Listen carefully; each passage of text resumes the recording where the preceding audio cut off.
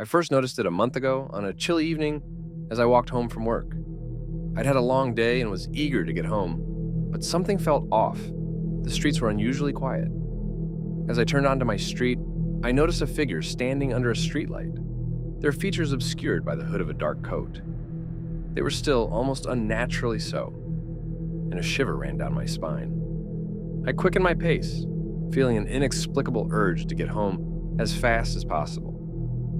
When I glanced back, the figure was gone, leaving me wondering if I had imagined it. The following nights were no better. Night after night, without fail, I would catch sight of it lurking in the shadows, always just far enough away to be indistinct. Its persistence unnerved me. I tried to ignore it, to convince myself that it was just a trick of the light, or a figment of my imagination. But deep down, I knew something was wrong. One evening, as I walked home with groceries, the feeling of being watched intensified. I glanced over my shoulder, and there it was, standing beneath a streetlight behind me. My heart raced, and I could feel the hairs on the back of my neck stand up. "Who are you?" I shouted, my voice echoing through the empty street. The figure didn't move or respond. I took a step closer. "What do you want?" I asked. The figure remained silent, its presence a dark, oppressive force. I felt a chill wash over me, colder than the rain-soaked air. The figure didn't respond, it just stood there, silent and ominous. Panic surged through me, and I turned and ran, my footsteps splashing through the puddles as I fled. That night, I couldn't sleep. Every creak of the house, every rustle of the wind outside made my pulse quicken. I lay awake, staring at the ceiling, convinced that if I closed my eyes, the figure would somehow get inside. Days turned into weeks, and the figure grew bolder.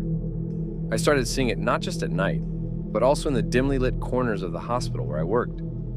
It lingered at the end of empty hallways, appeared in the reflection of glass doors.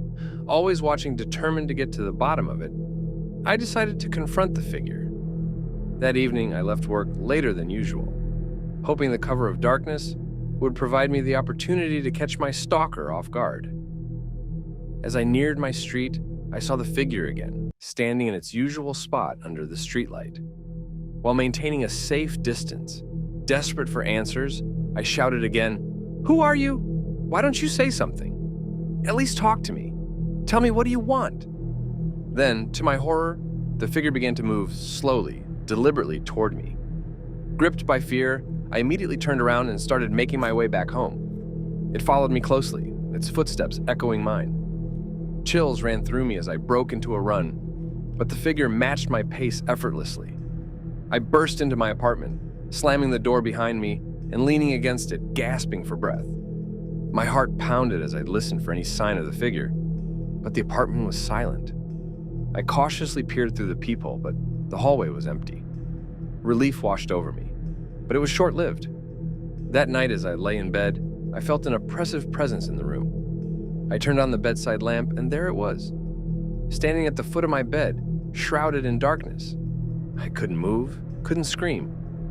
It felt as if a weight was pressing down on my chest, suffocating me. The figure slowly raised an arm, pointing a shadowy finger at me, and then it spoke. Its voice was a chilling whisper, echoing in my mind. "You invited me," it said, its tone cold and devoid of emotion. I felt a shiver run down my spine. "What do you mean?" I managed to choke out, my voice barely a whisper. The figure's form seemed to solidify, its presence becoming even more menacing. "You spoke to me," it replied. "You acknowledged me. That is all the invitation I needed." I realized with growing horror that my attempts to confront and understand it had only drawn it closer. I had broken some unseen barrier, allowing this dark entity into my life. Terrified but desperate, I grasped for any semblance of control. "How can I unbind you? How can I send you back?" The figure laughed, a sound that chilled my blood. "There is no simple return. I do not abide by the laws you understand. But know this, I am here now because you opened the door, and I will stay as long as the door remains open." The figure dissolved into the darkness, leaving me with those cryptic words, leaving me in chilling solitude. I knew I had unwittingly tethered myself to something ancient, and unknowable.